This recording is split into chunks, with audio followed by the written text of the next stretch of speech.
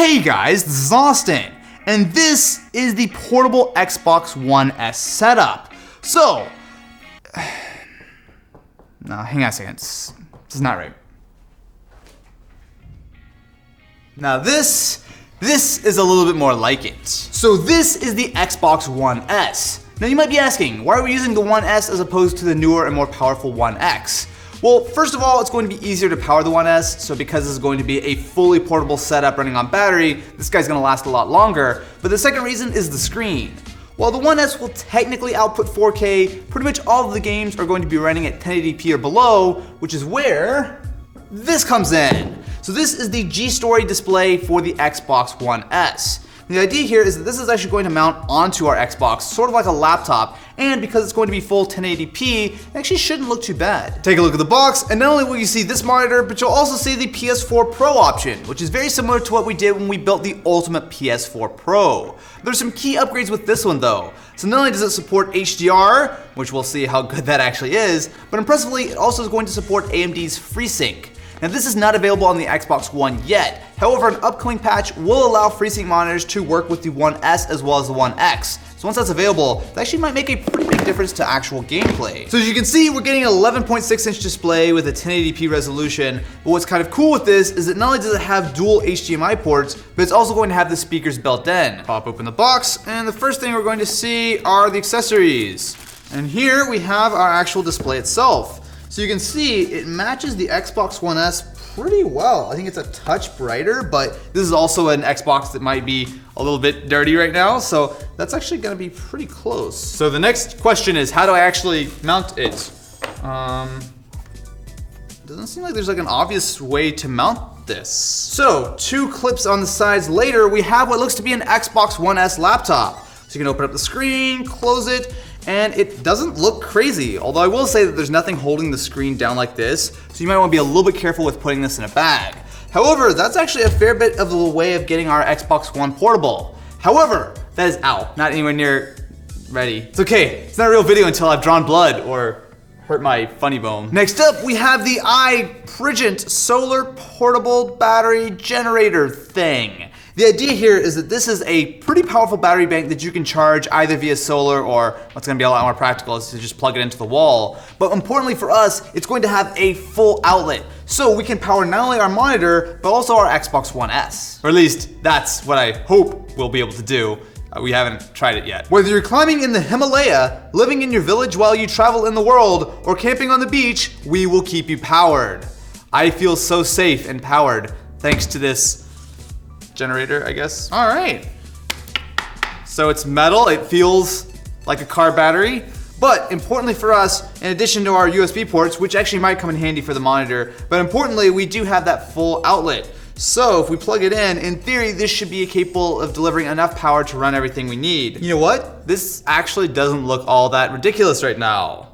However, actually, no, there's not a however. We're not gonna go crazy with this one. We're actually going to make something that is remotely practical. For the rest of the setup, we're going fairly basic. So this is going to be an Xbox One Design Lab controller, although obviously you can use any Xbox One controller you want, but it's important to have at least a slightly newer one with the headphone jack because we have a headset. So this is the Astro A10.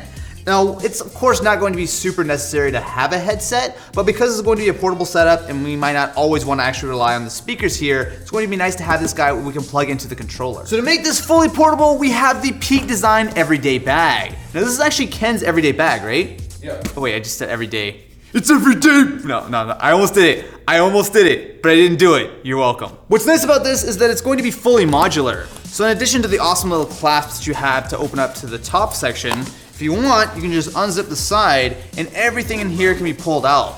So right now it's set up as a camera bag, but if I just rip out these sections, we should be able to fit the Xbox. So inside this bag, we have everything we need for our portable Xbox setup. Oh, except the headphones, which didn't quite fit, but you know, close enough. So if you're crazy enough like me and you actually want to play your Xbox in the park, hopefully this is actually going to work. Although whether it actually does or not, that's a little bit of a different story. The real question I have here is whether this battery is actually going to be able to power not only the Xbox, but you also have to keep in mind that we have to power the display. Now I can't imagine that that screen's going to take up all that much power, probably only like 10 watts or so, but we do need a multi-tap to be able to get sort of this single outlet on the actual battery bank into the 2 outlets we need for both the Xbox as well as the display. Luckily though, it should just pop in like this, and it's gonna be good to go. So the first thing I wanna do is make sure that our battery can power the display, which shouldn't be a problem, but, well, none of this might work, so we'll see. Okay, so if I hit the power button twice, it should turn on. And then I hit the power button here, and hey, okay, so at least we have the monitor up.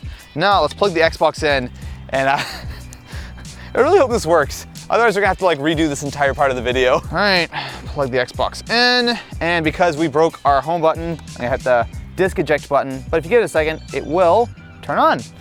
Sweet.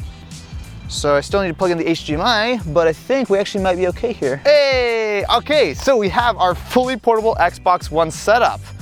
All right, this is actually much less ridiculous than the last one we did. So the next step is to get actually online. Now, normally that would be a problem, and if you're playing something that's offline, it's no big deal. However, thanks to the magic of tethering, we actually should be able to play online. All right, the console is connected to the network. Now, the next thing is, I actually am curious about the display. So it does show that we support HDR video, however, it doesn't support HDR10 for gaming. So I guess in theory, we could maybe watch a video or something. However, the display itself is actually surprisingly decent. It is really bright out here, and yet while it's a little bit reflective, I can totally see the screen no problem. So it's time to put all of this to the test with a game of Fortnite on my Xbox in the middle of a park, even though the phone version exists. Oh, hey, we're up and running. Dude, this totally works. I can't really tell if there's latency. I mean, obviously we're playing on LTE, but it feels fine. Hey, little guy. You wanna play some Fortnite? Come here. Come here, play some Fortnite. Yeah, want some Fortnite?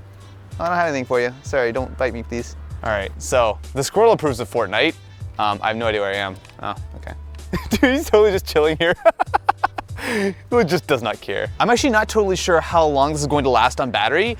I could tell, but this actually covers up the battery indicator, so we'll see. Usually when you're outside with pretty much any kind of screen, but especially something that's going to be gaming related, you're usually gonna have to deal with a lot of glare, but I'm surprised at how matte this display is, as well as just how decent it is to play outside. Especially the brightness helps. It's really not that hard to see at all. I mean, I feel like the headset just kind of pushes me over the edge right now, but I can't really notice any serious latency. I mean, I'm sure it's there. I haven't really seen a ton of other people just yet, but as far as I'm concerned, I'm playing on, Xbox anywhere else. The idea that I'm fully untethered running on LTE doesn't really seem to be an issue, which is kind of cool actually. So if you'd like to build your own portable Xbox One, we will have links to everything we use to build this in the description of this video, and you also might want to go check out the original video where we built a portable PS4. Anyway guys, thank you so much for watching, and I will catch you in the next one.